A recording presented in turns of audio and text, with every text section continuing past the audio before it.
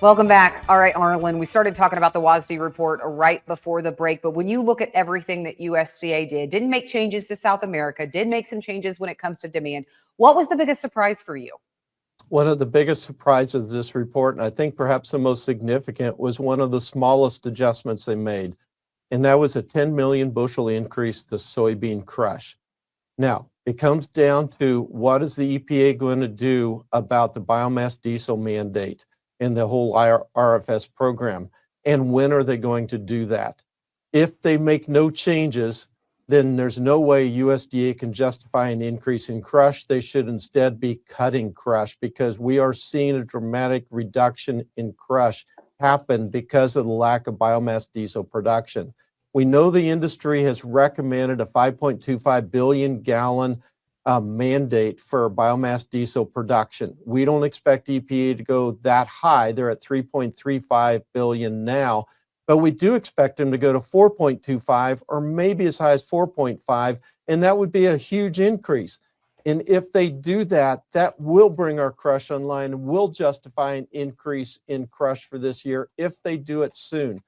So does that mean that USDA knows that EPA is about to make that announcement of pushing that mandate up? That's the way the market's interpreting it. The fact that they didn't drop crush, but they increased it, even though it was only by 10 million bushels, sent a big message to the markets that was friendly to them. That's super interesting. All right, Darren, when you look at the ending stocks, though, for corn, do you think that it supports $5 corn again or even higher than $5? I think it can go higher than that. I don't know if the USDA will lower the carryout much more. It's at pipeline.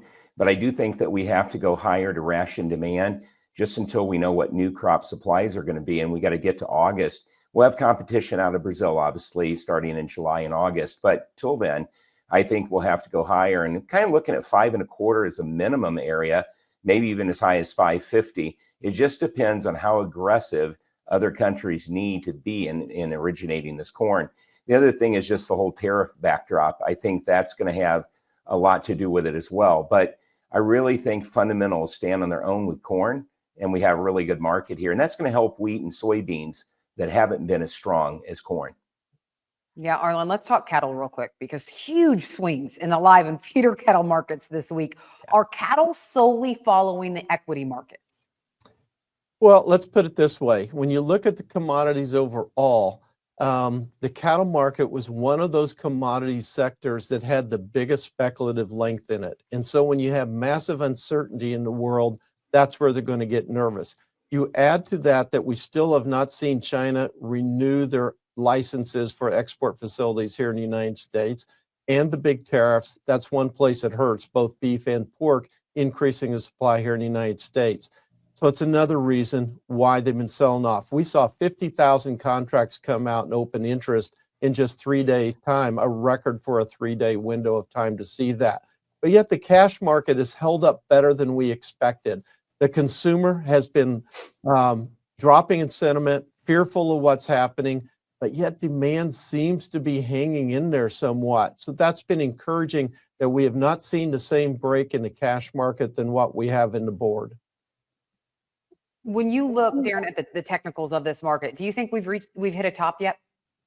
You know, it's really hard to say. I don't think so, though. I have timing windows out in the fourth quarter for highs in the cattle and feeder cattle, and we haven't done any technical damage, not severe technical damage, just a big drop. But they were looking for a correction, really, and it's going to have to be the demand side that tops this market out. We know the supply side is tight, and we know that probably nobody's going to retain heifers when they can sell them for $2,200-$2,500 a head. So it's going to have to be either a recession here, domestic consumption, exports go down. Something's going to have to break this market. But right now, as Arlen said, demand's good. Charts are constructive. This is a market that's been up 54 months, and I think it has more to go. And if we would see war escalate, I'm not saying it's going to, but in Europe, with Russia, Ukraine, NATO, what have you, obviously cattle will continue to move higher. Darren Fry, Arlen Suderman, thanks for joining us. We need to take a quick break, and then we're checking in with Machinery Pete for Tractor Tales next.